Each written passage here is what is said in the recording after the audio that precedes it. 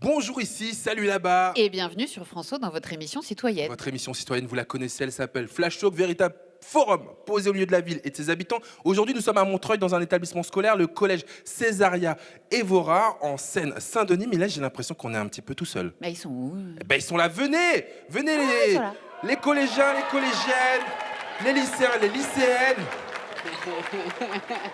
Et la question qu'on se pose avec eux autour du tapis, c'est est-ce que les filles ont pris le pouvoir ? Est-ce que les filles ont pris le pouvoir? C'est la question qu'on va vous poser aujourd'hui. Les filles et les garçons, l'école, c'est le premier espace public, un espace où la domination masculine se ferait encore trop souvent sentir. Alors, est-ce que c'est toujours le cas?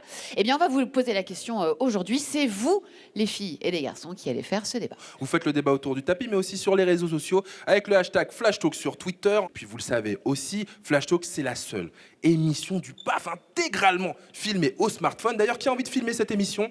Levez bien la main. Alors, mademoiselle, ici, je vais confier un portable. Et puis, quelqu'un d'autre encore, ici. Bienvenue dans l'équipe. Il est dans l'équipe aussi, vous le reconnaissez. C'est notre cartooniste, Mikaya. Il va écouter très attentivement ce qui va se passer pendant toute cette émission. Et puis, j'irai le voir quelques fois, comme ça, histoire de jeter un petit coup d'œil à ses dessins. C'est quoi cette question? Est-ce que les filles ont pris le pouvoir?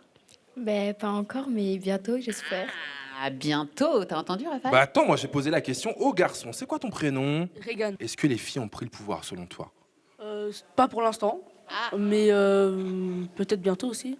Est-ce que ça te fait flipper, toi en tant que garçon? Non. Non, Non. au contraire, Oui, c'est ça? au contraire. Ok, les filles peuvent prendre le pouvoir, il va les aider. Allez, on va essayer de s'éclaircir un petit peu les idées sur ce débat. Avant de le poursuivre, on s'arrête sur les chiffres clés de l'égalité filles-garçons à l'école. C'est le Data Flash de Charlotte Recoquillon. L'égalité est une valeur essentielle de l'école. Et pourtant, c'est vrai, les filles réussissent mieux à l'école. À 14 ans, 81% d'entre elles sont en 3e contre seulement 75% des garçons. Elles sont aussi plus nombreuses à avoir leur bac. Mais en partie par autocensure, les filles se retrouvent dans des filières moins sélectives et moins valorisées que les garçons. Quand ils se jugent très bons en maths, 8 lycéens sur 10 vont en S, contre seulement 6 lycéennes sur 10. À l'université, on dénombre 55% d'étudiantes, mais elles deviennent nettement minoritaires en classe préparatoire et, surtout, dans les filières à caractère scientifique. À cela s'ajoute la ségrégation spatiale dans les cours de récréation. La géographe, Edith Marvejus, le montre. Le terrain de foot tracé au centre de la cour conduit les garçons à s'accaparer toute la place. Quant aux filles, elles sont reléguées à la périphérie. Toutes ces inégalités persistent ensuite dans la vie active et dans l'espace public. Alors, à quand l'égalité réelle dans les cours de récréation et les salles de classe ?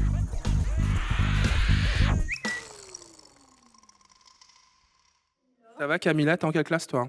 5e. Bon, je te pose la question, quand sonne l'heure de la récréation, vous sortez, qu'est-ce que vous faites dans la cour?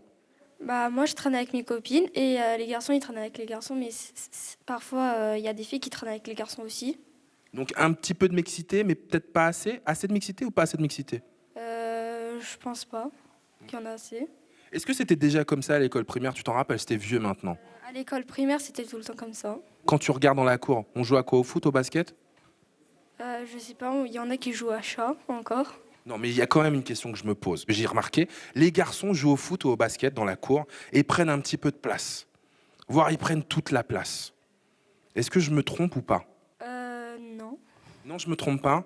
Donc ça veut dire que les garçons, on les voit jouer au foot au basket. C'est quoi ton prénom, toi? Djenaba. Djenaba, alors est-ce que j'ai raison ou je me trompe? Non, des fois ils prennent toute la place, mais c'est plus en primaire qu'au collège. J'ai une autre question encore mieux. Qui c'est qui squatte les bancs ici dans la cour de récréation? Plutôt les groupes de garçons ou les groupes de filles? Les filles. Ah!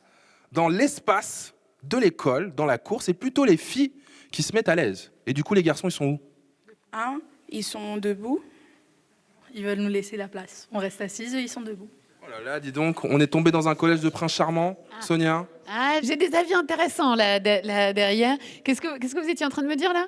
J'étais en train de dire que ça, c'est depuis presque l'origine de l'humanité. Les hommes ont besoin de montrer qu'ils sont actifs. Et le sport, à la base, c'était même l'initiation masculine pour montrer c'est moi qui suis fort. Le principe même de la compétition et du dépassement, c'est un principe masculin à l'origine. C'est pour ça que les femmes ont du mal. Au départ, ça finit par être le principe de la pom-pom girl qui est sur le côté. Et les filles, elles sont là, elles sont supposées être en attente, passive, et alors que les garçons, ils sont debout. Enfin, c'est des cow-boys, quoi. Alors, je vous ai pas présenté Raphaël Liogier, sociologue, philosophe, auteur de Descente au cœur du mal, avec un accent circonflexe. On va revenir sur cette question des garçons. Chris Blash est avec nous aujourd'hui. Elle est anthropologue urbaine et cofondatrice de Genre et Ville. Cette histoire de cours de récréation, de la place que prennent les garçons, en particulier à l'école primaire, avec le football, ça c'est toujours d'actualité aujourd'hui dans les cours d'école de France? Oui, c'est toujours d'actualité. Ça commence à bouger tout doucement. Mais je voudrais quand même revenir à la question initiale de l'émission. Est-ce que les filles ont pris le pouvoir? Et la question, c'est est-ce que les filles veulent prendre le pouvoir? Est-ce que c'est intéressant de prendre le pouvoir? C'est vraiment ça le sujet.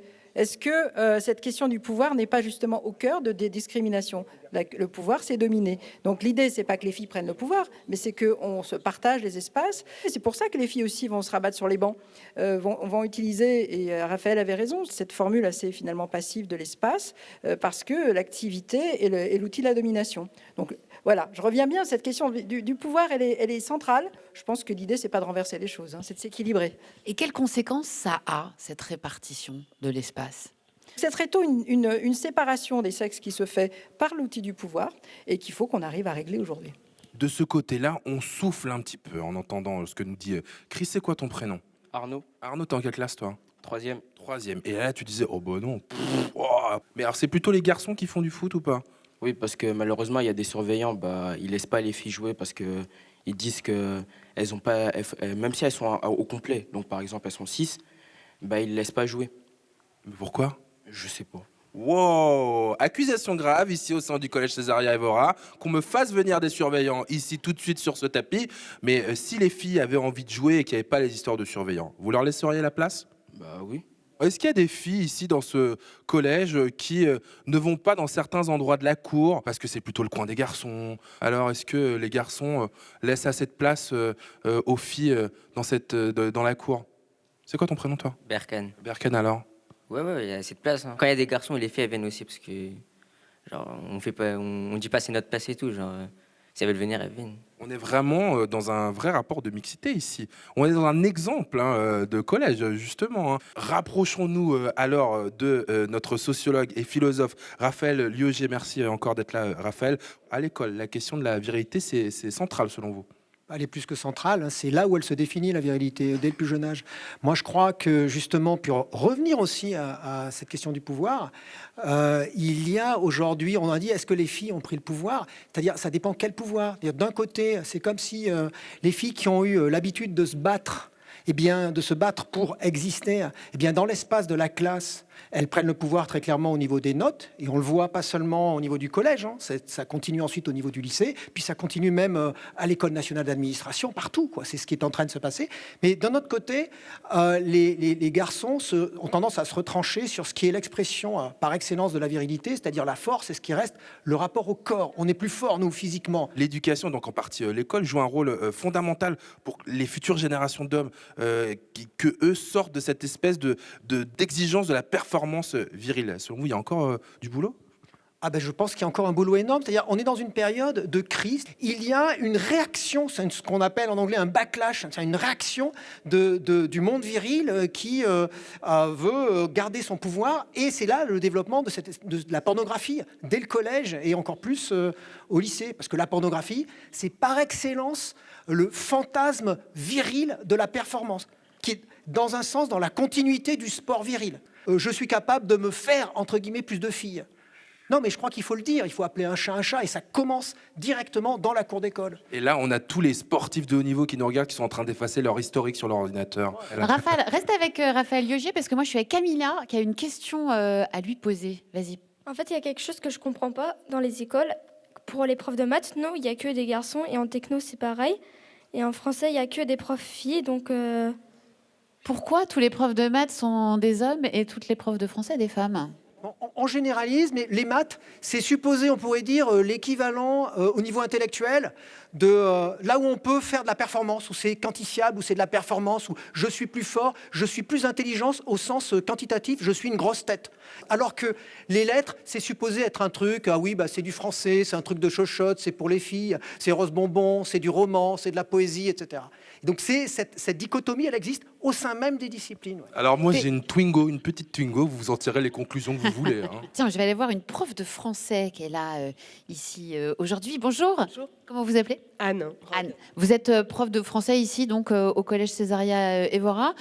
C'est vrai cette généralisation qu'on vient de faire, les filles plutôt sur le français, les garçons plutôt sur les maths? En ce qui concerne les enseignants, oui. On avait, il y a quelques années, 2 collègues de mathématiques qui étaient des femmes. Hein. Elles sont parties, elles ont demandé leur mutation.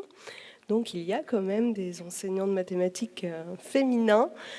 Pour le français, les filles et les garçons, je ne trouve pas, moi, qu'il y ait une différence d'appétence pour la matière en classe, au collège en tout cas. Vous n'avez pas plus de filles qui sont meilleures en français que de garçons? Non, je ne remarque pas les différences à ce niveau-là, non, non. On dit souvent que les filles osent moins lever la main, osent moins se mettre en avant, donner leur avis. Est-ce que c'est toujours vrai? Est-ce que vous constatez que les débats sociétaux depuis plusieurs années sur le féminisme, MeToo, etc., est-ce que vous voyez que ça commence un peu à infuser dans la jeunesse ou pas? Alors, nos élèves ont quand même entre 11 et 15 ans, donc je ne sais pas vraiment si ils s'intéressent encore déjà plutôt à ça.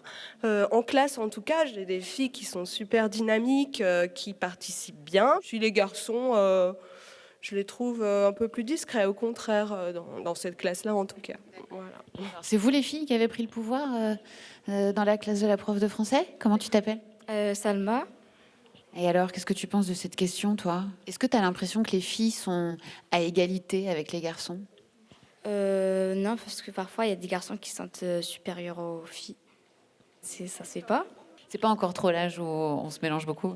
Alors, c'est vrai que dans la classe, on a une rangée de filles, une rangée de garçons, une demi-rangée de filles, une demi-rangée de garçons. Donc, la mixité, elle est très rare, en tout cas en 5e. En 3e, ils commencent un peu à se mettre les uns avec les autres.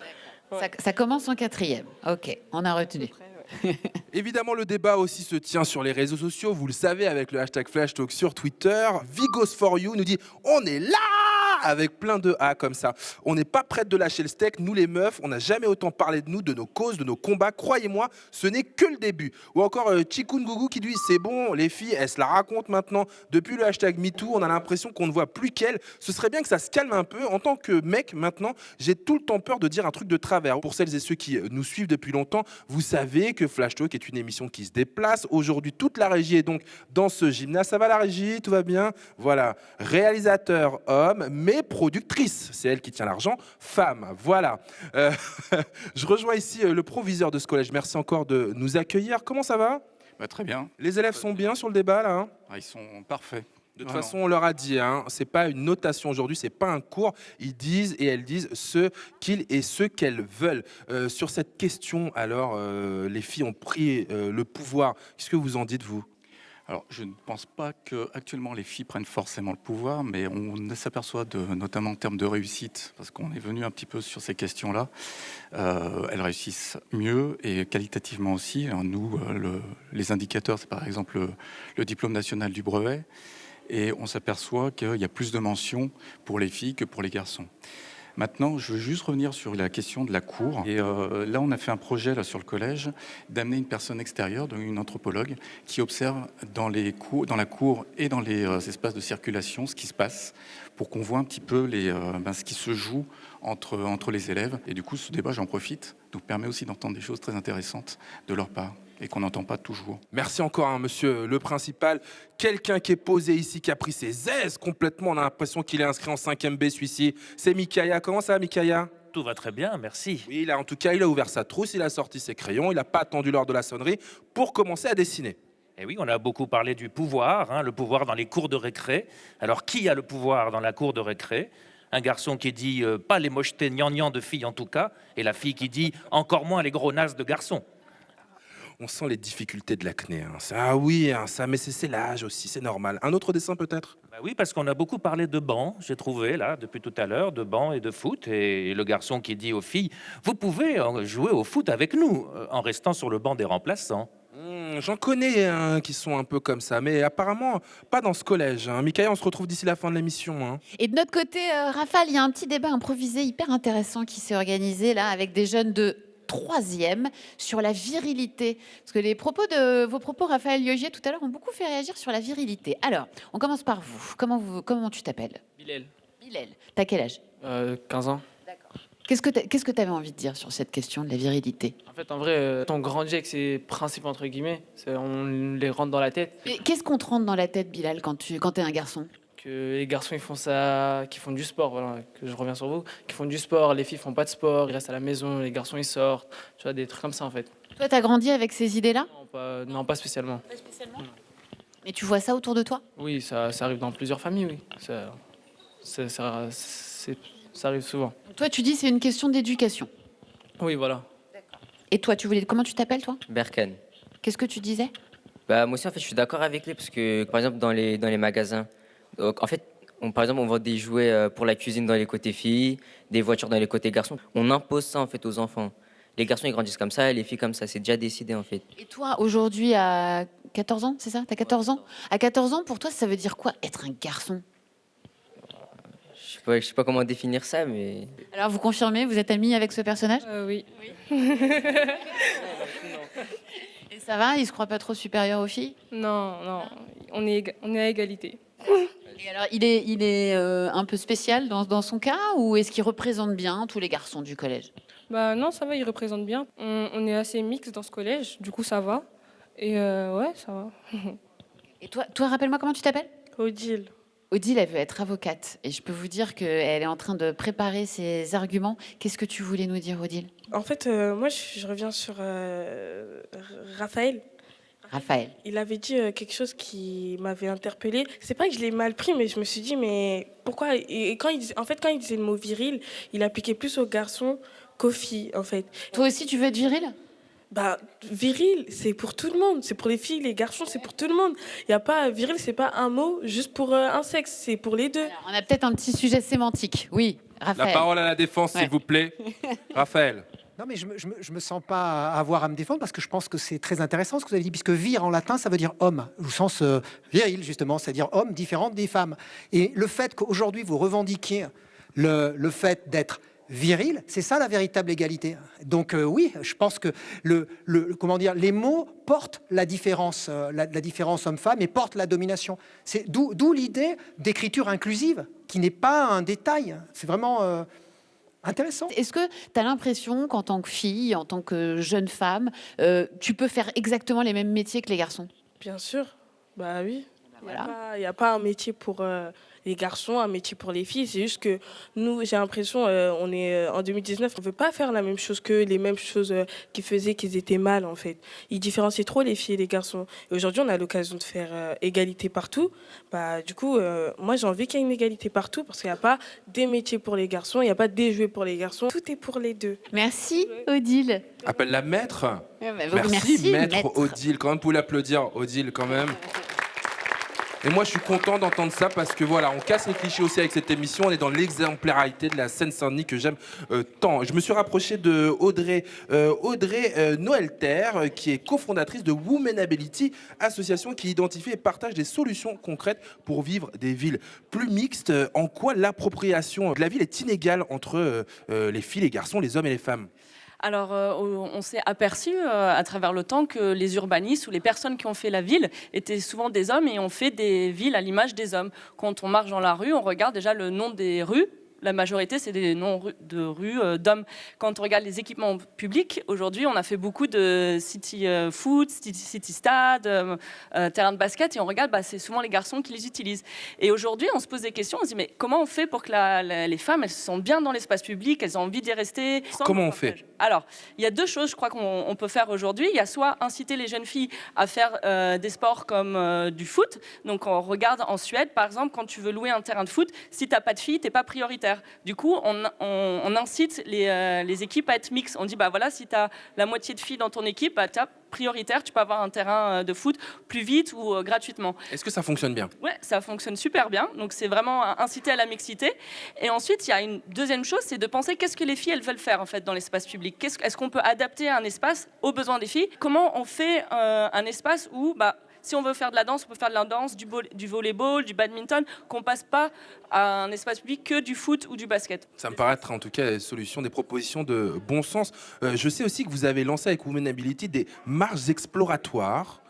Qu'est-ce que c'est? Alors ça vient du Québec des années 90. En fait, on va marcher avec des filles ou des femmes dans leur quartier et on va leur dire, vous, en tant qu'usagère, en tant qu'expert de votre quartier, qu'est-ce qui ne va pas, qu'est-ce que vous n'aimez pas et qu'est-ce que vous avez envie de voir. Donc c'est vraiment penser et demander aux jeunes filles, aux femmes de repenser leur ville et créer des villes qui répondent à tous les besoins. On va avoir plus de noms de rues de femmes, on va avoir plus de bancs parce que aussi les femmes elles doivent allaiter dans l'espace public, changer des bébés.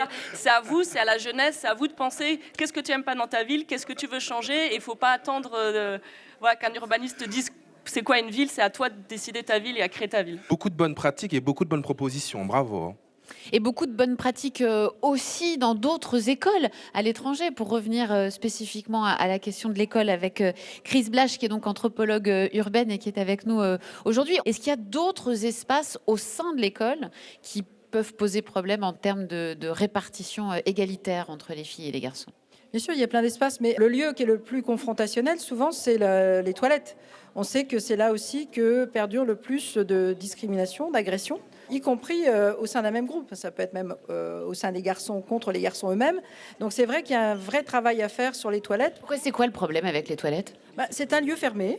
Et c'est le lieu de toutes les violences, en fait. C'est les lieux aussi, parfois ça peut être aussi le lieu refuge, mais c'est aussi le lieu où il se passe des choses sans surveillance. Et donc c'est un lieu qui est compliqué.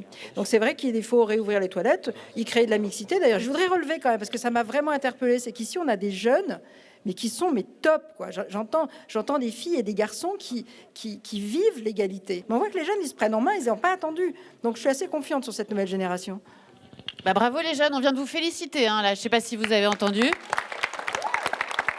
Pas mal encore de choses se disent sur nos réseaux sociaux. Par exemple, il y a Magicienne d'Os qui nous dit « N'oublions pas les femmes, filles trans dans tout ce débat. Trop souvent, on nous invisibilise. Pour nous, le combat est encore loin d'être gagné. » Charlie encore nous dit « Moi, je trouve que depuis MeToo, les états d'esprit ont quand même beaucoup changé. De nombreuses personnes se remettent en question. Ce qu'il faut, c'est continuer à en parler. Alors, merci Flash Talk. » Merci Charlie, c'est cool. Dany encore nous dit « Le problème, c'est que les mecs ne s'intéressent pas vraiment à ce débat. Ils font juste semblant pour pouvoir continuer à pécho. » Ça, c'est pas le cas de Mikaya quand même. Parce que je le connais, c'est un gars comme ça. Mikaya, justement, les dessins, alors, qu'est-ce que ça nous dit?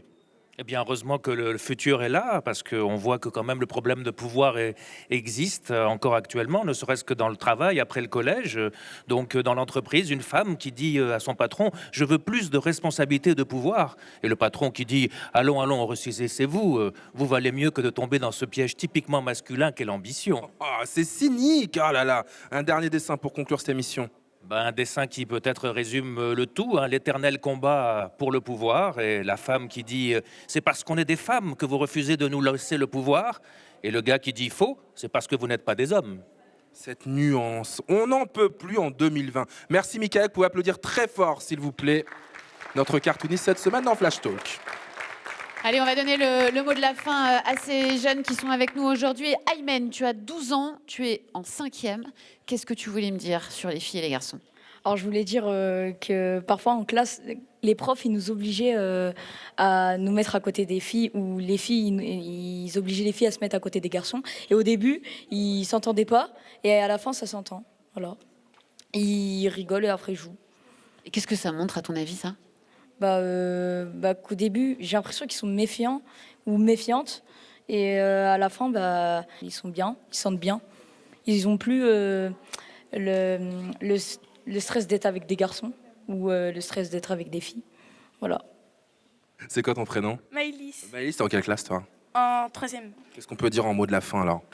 Moi, en fait, tout à l'heure, je voulais parler, mais... C'est pas trop tard, vas-y. Personnellement, je trouve les 4e et les 3e de cette année, ou même les 3e et les 4e de l'année dernière, ils se mélangent beaucoup. Je sais pas si vous avez vu tout à l'heure à la récréation, mais en fait, il n'y a pas de groupe qui reste tout seul, où les filles, il n'y a que les filles, et les garçons, il n'y a que les garçons. Peut-être chez les 6e, parce qu'ils viennent de rentrer au collège, ils ne savent pas encore comment se mélanger. Mais en tout cas, personnellement, on se mélangeait tous ensemble. Et il y a Camilla qui vient de me dire un dernier truc, je trouve assez intéressant.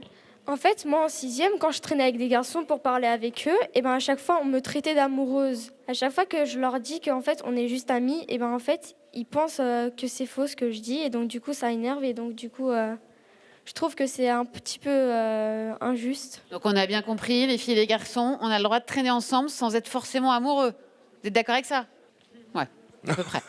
Le débat s'arrête autour de ce tapis ici au collège Césaria Evora, mais continue sur les réseaux sociaux, #FlashTalk, vous le savez. Et je termine avec une proposition, en tout cas une bonne nouvelle de la part de Bijou, qui nous dit, pour remédier un peu à leur invisibilité, un musée à Baltimore a décidé d'acheter uniquement des œuvres d'artistes féminines l'année prochaine. Bravo pour cette initiative. Bravo en tout cas. Et bravo à tous les jeunes des collégiens du collège Césaria Evora de Montreuil aujourd'hui d'avoir participé à ce beau débat. Je remercie Bilal juste derrière moi qui était le chef des applaudissements.